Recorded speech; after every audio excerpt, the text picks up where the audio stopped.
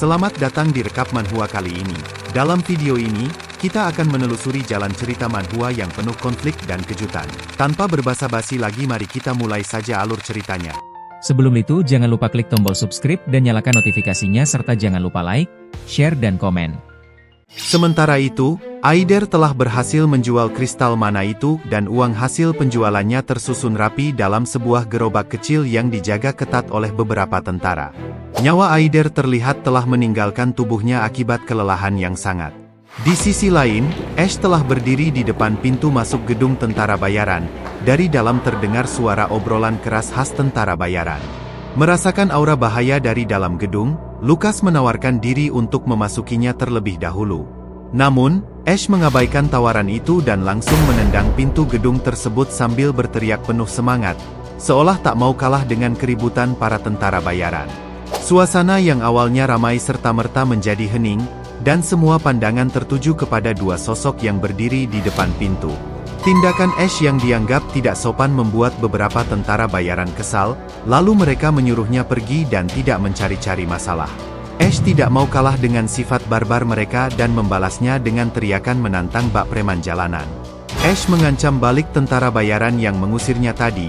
Mengetahui identitas asli Ash, pria itu menjadi ciut dan meminta maaf layaknya seorang anak kecil. Para tentara bayaran telah mendengar rumor buruk tentang Ash, meskipun mereka juga tahu bahwa keberhasilannya mempertahankan benteng dari invasi laba-laba adalah nyata.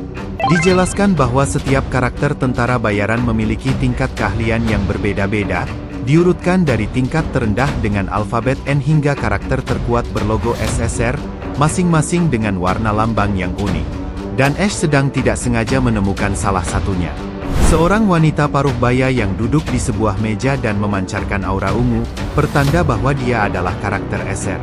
Merasa sedang diawasi, wanita itu menyapa kedatangan Ash. Ash sendiri tidak menyangka akan bertemu dengan karakter sekuat itu di tempat seperti ini. Ash duduk di sebelah wanita itu didampingi Lukas yang senantiasa berjaga. Dengan sopan, Ash menanyakan identitas wanita tersebut. Wanita itu berdiri dan memperkenalkan dirinya sebagai Jupiter, seorang penyihir atribut petir yang berpakaian layaknya petinggi militer yang telah pensiun dan kini menjadi tentara bayaran demi uang. Seragam yang dikenakannya adalah model lama dari kerajaan, dan Ash menyadari hal itu. Menangkap ada yang janggal, Ash sengaja mencoba mengorek informasi lebih lanjut. Jupiter mengaku pernah mengabdi kepada kerajaan selama 30 tahun dan bahkan pernah menjabat sebagai komandan pasukan penyihir imperial. Kini ia telah pensiun dan hanya mengandalkan penghasilan dari menjadi tentara bayaran. Jupiter lalu mempertanyakan maksud kedatangan Ash. Tentu saja jawabannya adalah untuk merekrut tentara bayaran yang berbakat. Namun, Jupiter menyindir Ash yang dianggapnya hanya ingin membeli perisai daging yang siap dikorbankan di garis depan. Lukas marah mendengar penghinaan yang dilontarkan langsung kepada pangerannya itu. Saat Lukas hendak mengeksekusi Jupiter di tempat, Ash segera menghentikannya. Ia bisa memaklumi hal tersebut. Jupiter telah mendengar rumor tentang tewasnya banyak nyawa akibat strategi buruk Ash di benteng terdepan saat invasi monster laba-laba. Meski mereka barbar, para tentara bayaran tidak cukup bodoh untuk mengirim diri mereka sendiri mati sia-sia. Ash hanya tertawa mendengar pernyataan Jupiter tersebut. Ia menghadap para tentara bayaran dan merasa lucu karena itulah fungsi tentara bayaran rendahan seperti mereka, untuk dikorbankan. Faktanya, mereka bersedia datang dari jauh karena tidak punya cara lain untuk menghasilkan uang, akhirnya menjual hidup mereka di sini, dan kini mereka malah takut. Ash mendekati Jupiter dan mengutarakan kejanggalannya berada di sini, padahal seharusnya ia bisa menikmati dana pensiun. Ash mengetahui kisah Jupiter yang diusir secara tidak hormat karena tertangkap mencuri dana militer. Pernyataan itu membuat Jupiter sangat terkejut karena tidak ada yang tahu masa kelam yang ia simpan rapat-rapat. Ash menyindir habis-habisan Jupiter yang pernah melakukan korupsi hingga penyelundupan barang ilegal ke negara musuh, dan dengan tidak tahu malunya masih berani memakai seragam militer. Ash berteriak langsung ke depan wajah Jupiter bahwa itu sungguh memalukan. Jupiter tidak senang harga dirinya direndahkan dan memperingatkan Ash untuk berhati-hati, tetapi Ash secara blak-blakan menawarkan harga untuk membeli harga diri itu. Jupiter tidak akan menerima pekerjaan receh dengan bayaran rendah karena ia bisa menghasilkan setidaknya 100.000 adel per tahun. Tanpa menunggu Jupiter menyelesaikan kalimatnya, Ash langsung menawarkan 200.000 Adel, 2 kali lipat penghasilannya, demi mendapatkan karakter Acer seperti Jupiter. Ash juga akan membeli ketakutan para tentara bayaran dan menyuruh mereka yang berminat untuk pergi ke lahan kosong di sisi barat kota. Setelah urusannya di sana selesai, Ash melanjutkan perjalanan menuju kuil. Ia mengunjungi sang saintis dengan maksud untuk menyembuhkan luka bakarnya. Seperti yang dikatakan Lily sebelumnya, ada bekas luka bakar yang tertinggal dan akan membekas di kulitnya. Ash berterima kasih kepada sang saintis, karakter R yang menjadi penyembuh di kuil, saintis Margarita. Ash sebenarnya berniat merekrut sang saintis, tetapi ia memiliki persyaratan yang harus dipenuhi, sehingga untuk sekarang Ash hanya akan menunggu dengan sabar. Ash memberikan sekantong uang persembahan sebagai rasa terima kasih atas jasa penyembuhannya. Sang saintis lalu mengajak Ash untuk menemui para pendeta yang sedang berkumpul atas perintahnya sebelumnya. Damian termasuk di antara mereka dan terlihat telah dapat beradaptasi dengan baik. Ash mengajak para pendeta itu untuk pergi ke suatu tempat bersamanya.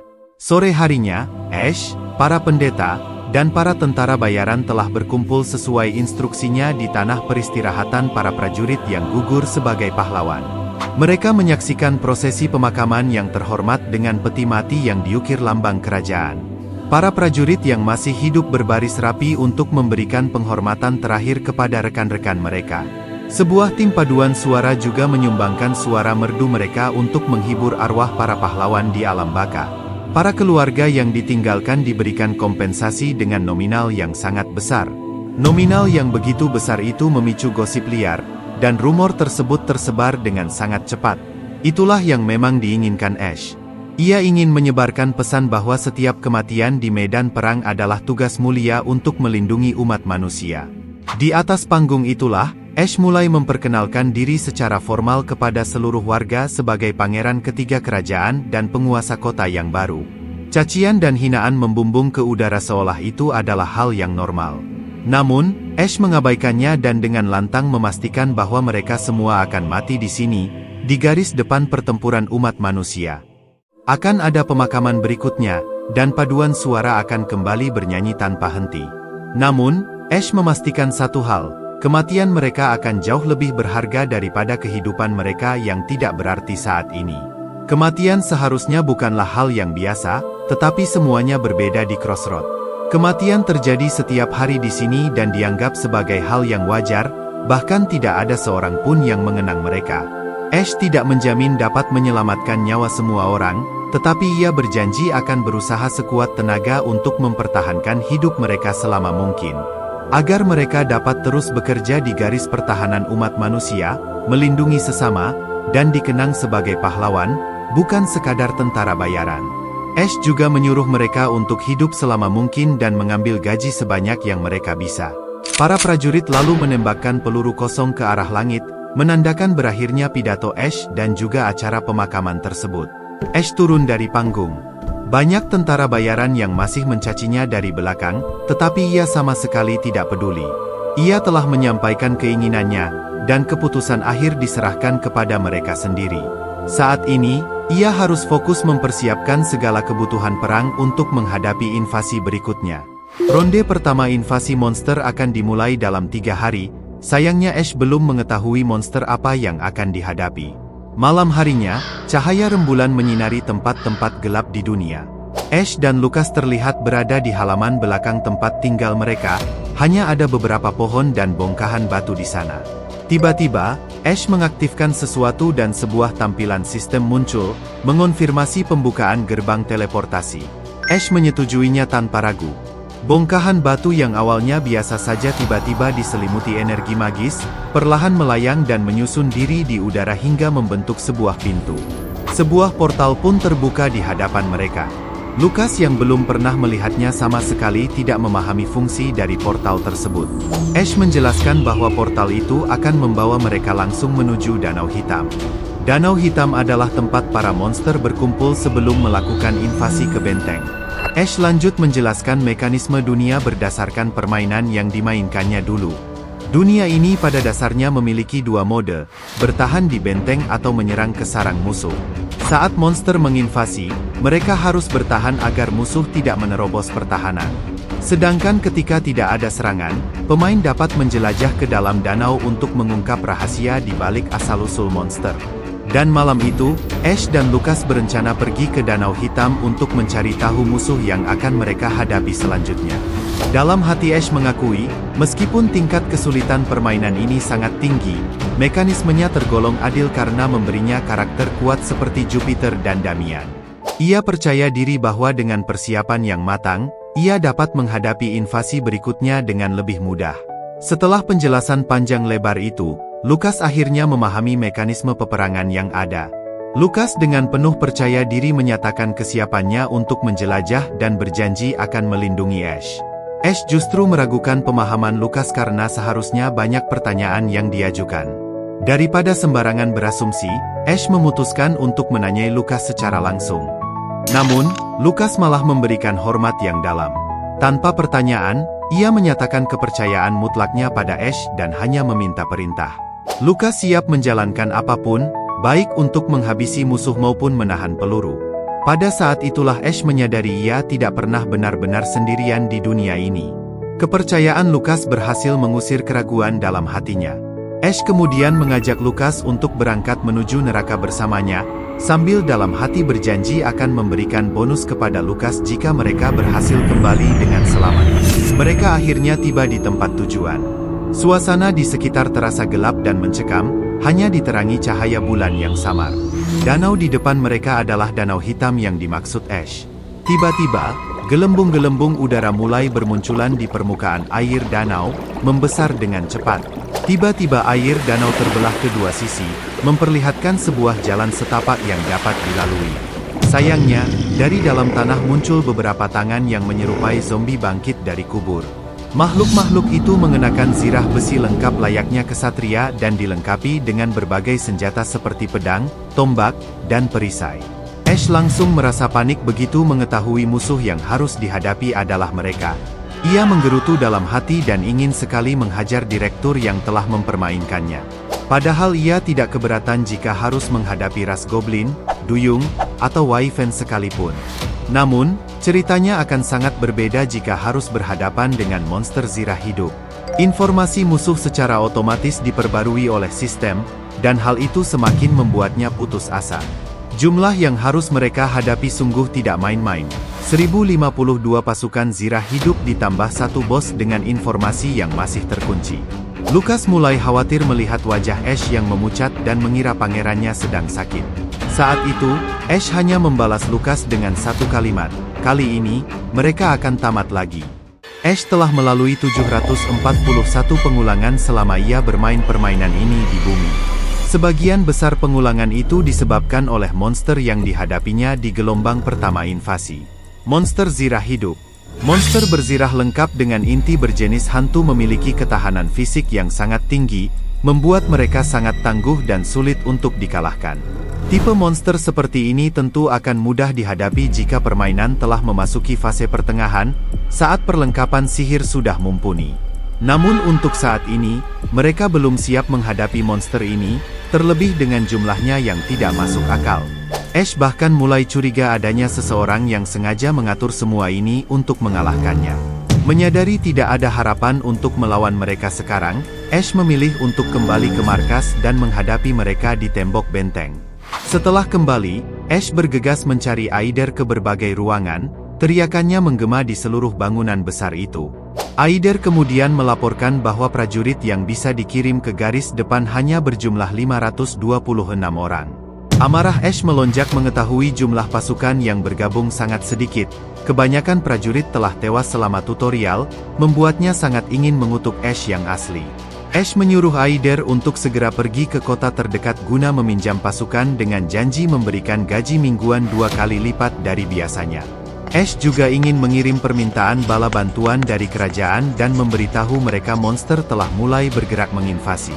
Aider tampak tidak yakin dengan keputusan itu, khawatir akan konsekuensi dan efek timbal balik jika meminta bantuan kerajaan. Ia memperingatkan event fatal yang akan terpicu dan mereka tidak tahu seberapa fatal akibat yang akan menghantam mereka, menyebut risikonya terlalu besar. Ash tidak peduli, bahkan ia tidak yakin mereka akan selamat dari invasi kali ini, jadi untuk apa memikirkan kejadian nanti.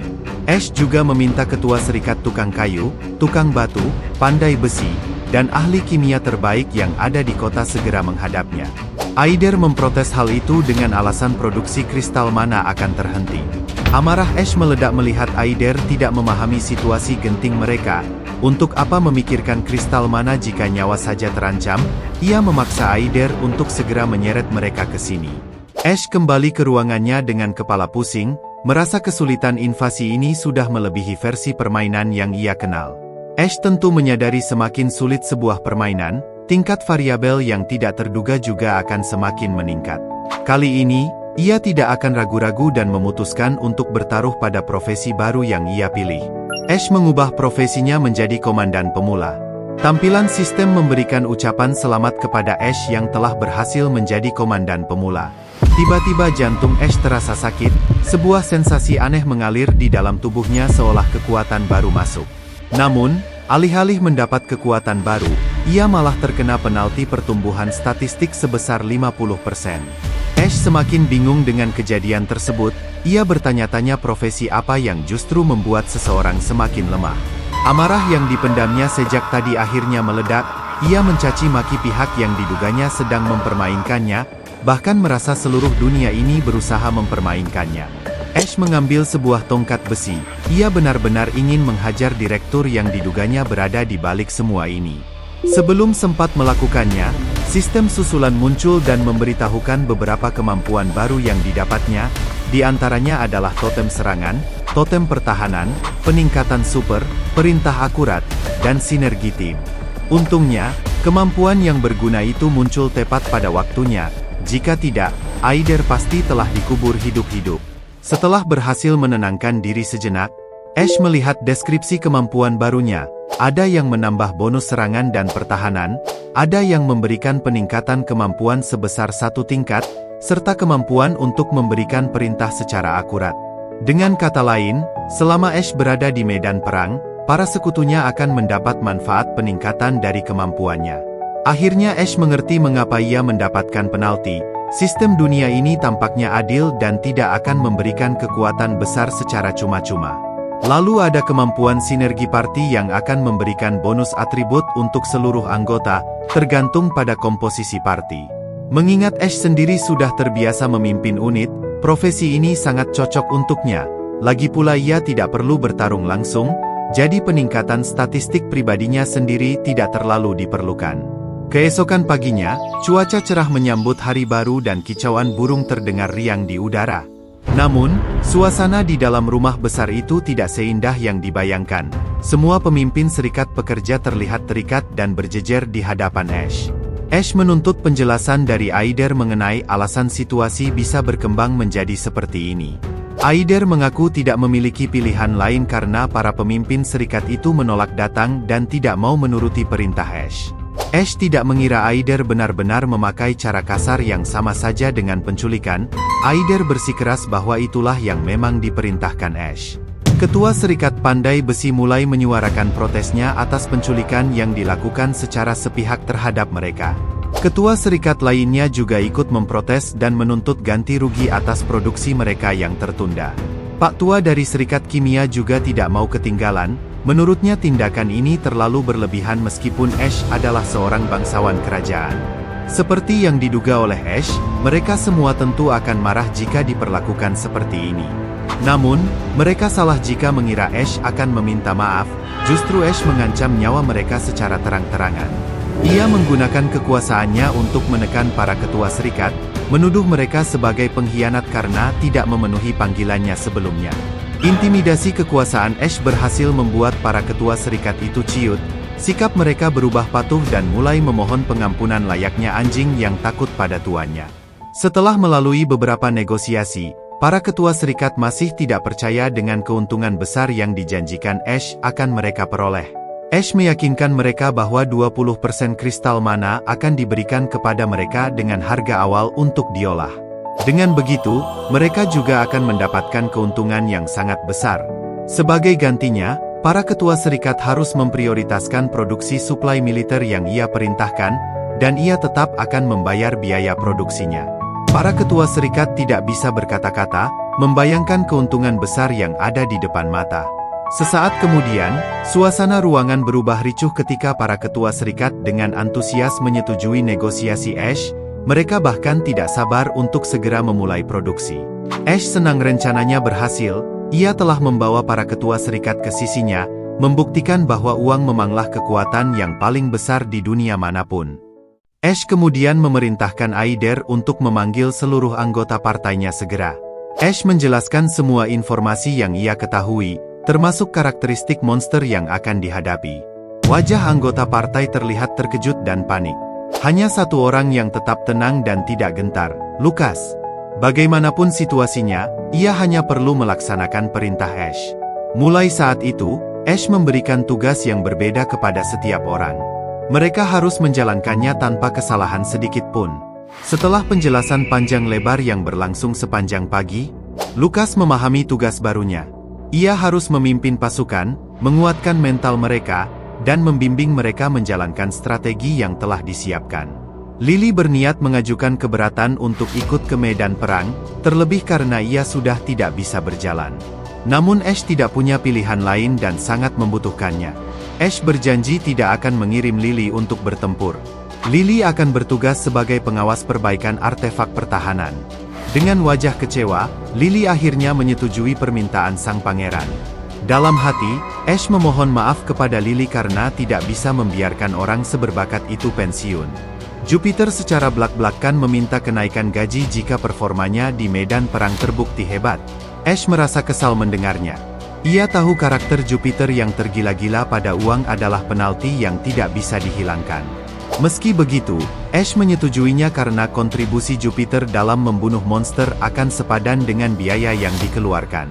Tugas khusus Jupiter adalah memimpin pasukan operasi khusus yang menjadi kunci dalam peperangan ini. Aider kemudian memberikan sebuah senjata kepada Damian. Senjata itu telah disiapkan oleh Ash. Senjata tersebut adalah crossbow biasa yang akan membantunya menembak, menggantikan artefak mana yang telah rusak. Damian menerimanya dengan senang hati. Tugasnya adalah menjadi penembak jitu yang hanya menembak target yang ditentukan Ash. Ash penasaran Damian tidak memakai kacamatanya lagi. Rupanya, Damian memakai kacamata justru karena matanya terlalu tajam. Namun karena peran barunya memerlukan ketajaman penglihatan, ia memutuskan untuk melepasnya dan membiasakan diri. Ash senang melihat para anggota partinya yang terlihat akrab dan saling menyemangati. Siang harinya, Ash memutuskan untuk memeriksa kondisi renovasi tembok benteng utama. Ketua Serikat Pandai Besi dan Pandai Batu menyampaikan laporan langsung tentang kondisi tembok benteng. Banyak kerusakan terjadi karena tembok diabaikan dalam waktu lama. Tidak hanya itu, banyak bagian yang telah runtuh akibat tidak dirawat. Ash menoleh kesal ke arah Aider. Heran mengapa kota benteng justru mengabaikan bentengnya, ia menuntut penjelasan logis kalau Aider tidak ingin dipukul. Aider dengan menyesal mengaku mereka kekurangan dana untuk perbaikan. Mantan Lord sebelumnya memotong anggaran karena invasi monster mulai berkurang, sehingga produksi kristal mana juga menurun. Ash semakin pusing. Semuanya tidak berjalan sesuai rencana. Ia memerintahkan para ketua serikat untuk memperkuat tembok benteng dengan cara dan material apapun. Perbaikan harus dilakukan hingga mereka sendiri merasa berlebihan. Ash kemudian mengunjungi Serikat Pandai Kayu. Ia juga menjelaskan seluruh situasi yang akan dihadapi beberapa hari mendatang. Ash meminta mereka membuat tembok kayu tinggi yang dapat memblokir jalan. Ketua Serikat Kayu tentu kebingungan karena monster dapat dengan mudah menghancurkan tembok kayu. Ash menjelaskan bahwa tembok itu bukan untuk mencegah monster. Ia meminta tukang kayu membuatnya sesuai perintah. Buatlah setinggi mungkin, sekuat mungkin, dan sesakti mungkin, ujar Ash dengan mata berbinar penuh semangat. Semangat itu justru membuat para tukang kayu semakin bingung, namun mereka tetap akan menuruti permintaan Ash. 2 hari kemudian, di tembok selatan Crossroad, para prajurit telah bersiap di benteng untuk mempertahankan rumah mereka.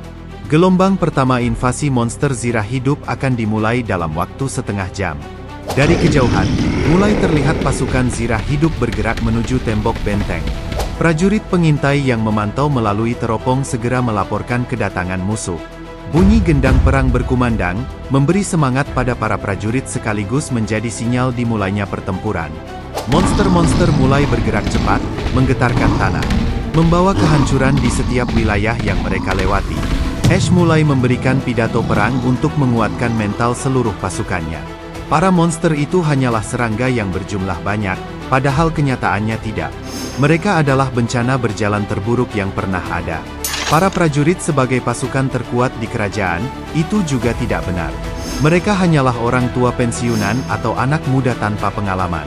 Kondisi perlengkapan dan tembok benteng dalam posisi terbaik, lagi-lagi tidak benar. Tembok baru direnovasi darurat dan artefak meriam bahkan belum diperbaiki. Ash yakin mereka semua bisa menghentikan para monster, meski dalam hati ia mengakui bahwa itu semua hanya omong kosong. Dan terakhir, ia berharap para prajurit dapat kembali dengan selamat dan bersulang atas kemenangan mereka. Peperangan telah pecah. Dari kejauhan, awan hitam berkumpul dan petir siap menghujam siapapun yang berada di dekatnya. Ash mendoakan keberhasilan Jupiter yang akan mengeluarkan serangan petir berskala besar sebagai serangan pertama. Bersama para pemula yang dipimpinnya, Jupiter berharap mereka dapat melalui perang pertama mereka dengan selamat. Dijelaskan bahwa para monster yang menginvasi umat manusia pada dasarnya tidak memiliki kecerdasan. Mereka selalu mengambil jalur terpendek untuk menyerang selama tidak ada halangan. Dan jebakan menjadi senjata paling efektif untuk menghabisi mereka, dan terbukti para monster itu jatuh ke dalam lubang yang telah disiapkan Ash sebelumnya. Ash memberi komando kepada Jupiter untuk melancarkan serangan berskala luas menggunakan sihir petir. Petir kuning mulai membentuk dari tangan Jupiter, membesar perlahan disertai pancaran cahaya petir yang semakin terang. Kilat-kilat itu menyambar para pasukan zirah hidup yang terperangkap di dalam lubang dengan kekuatan yang menghancurkan. Banyak dari mereka musnah seketika, membuat Jupiter puas dengan serangan pertamanya.